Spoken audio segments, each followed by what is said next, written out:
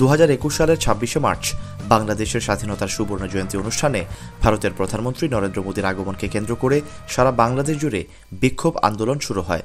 অনেকে এটিকে 21-এর মোদী বিরোধী বিক্ষোভ বলে আখ্যায়িত করেছেন।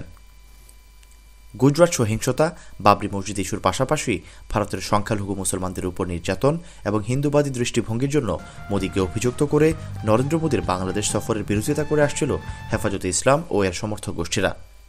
সেদিন জুমার নামাজের পর বাইতুল মোকাররম জাতীয় মসজিদ প্রাঙ্গণে বিক্ষোভ ও সহিংসতার ঘটনা ঘটে। ওই সময় বর্তমানে ইন্টারনেটে শিশু বক্তা হিসেবে পরিচিত রফিকুল ইসলামকে আটক করলেও কয়েক ঘণ্টার মধ্যে পরিবারের জিম্মায় তাকে ছেড়ে দেয় পুলিশ।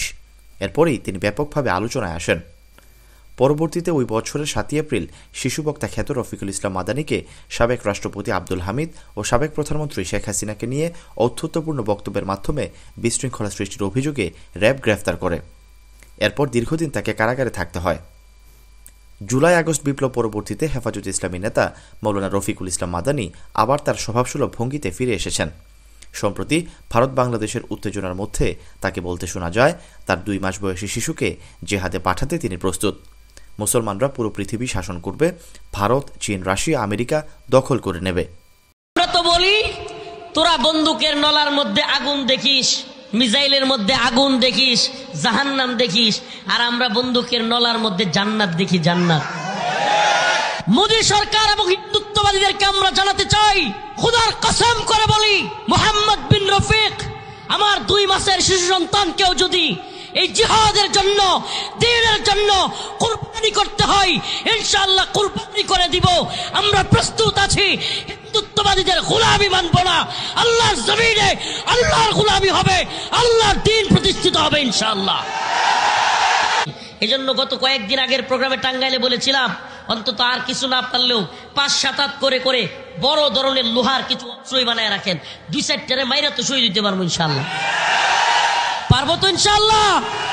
হ্যাঁ প্রিয় মুসলিম উম্মার যুব সমাজ, তোমাদেরকে বলি, একটা মুসলিম যুবক যদি দাঁড়ায় যায় 10টা হিন্দুত্ববাদীকে সাইজ করে দিয়ে তারপরে শহীদ হব আমরা। এক একজন 10টা 20টা করে, রাজি আছেন তো ইনশাআল্লাহ?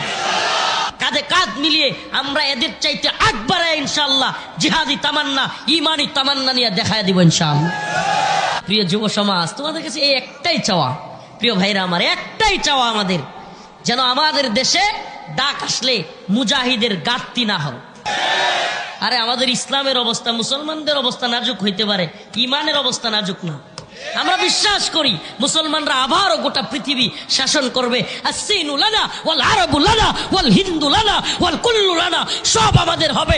হিন্দুস্তান আমাদের, চীন আমাদের, রাশিয়া আমাদের, আমেরিকা আমাদের, সব আমাদেরই হবে ইনশাআল্লাহ। শিশু বক্তা খ্যাত রফিকুল ইসলামের কণ্ঠ, শারীরিক গঠন ও মুখাবয়বের কারণে তাকে কম বয়সী ছেলেদের মতো মনে হলেও তার বয়স এখন 30 বছর। তার ঘনিষ্ঠরা জানিয়েছেন 1994 সালে নেত্রকোনা জেলার পূর্বধলা উপজেলায় তার জন্ম। জানা গেছে রফিকুল ইসলামের 4 ভাই ও 3 বোন। তিনি নেত্রকোনার একটি মাদ্রাসায় হিফজুল কুরআন পড়াশোনা করেন। এরপর তিনি ঢাকার যাত্রাবাড়ি এলাকায় একটি মাদ্রাসায় আসেন। সেখানে কয়েক বছর পড়াশোনা শেষে তিনি চলে যান গাজীপুরের কোনাবাড়িতে একটি মাদ্রাসায়। সেখানে কিছুদিন পড়াশোনা করার পর ঢাকার বাড়িধারা এলাকায় অবস্থিত একটি মাদ্রাসা থেকে তিনি মাস্টার্স সমমানের দাওরায়ে হাদিস পাশ করেন। রফিকুল ইসলামের নামের সঙ্গে মাদানী টাইটেল নিয়েও বিতর্ক ছড়িয়েছে।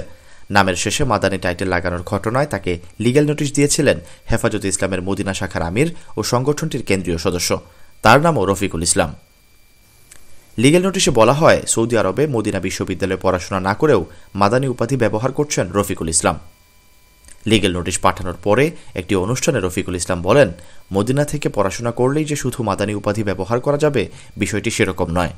ঢাকার বাড়িধারা এলাকায় অবস্থিত জামিয়া মাদানিয়া মাদ্রাসা থেকে দাওরায়ে হাদিস ডিগ্রি লাভের পর তিনি নামের সঙ্গে মাদানী টাইটেল যুক্ত করেন। Syed Sakib, BNA news 24।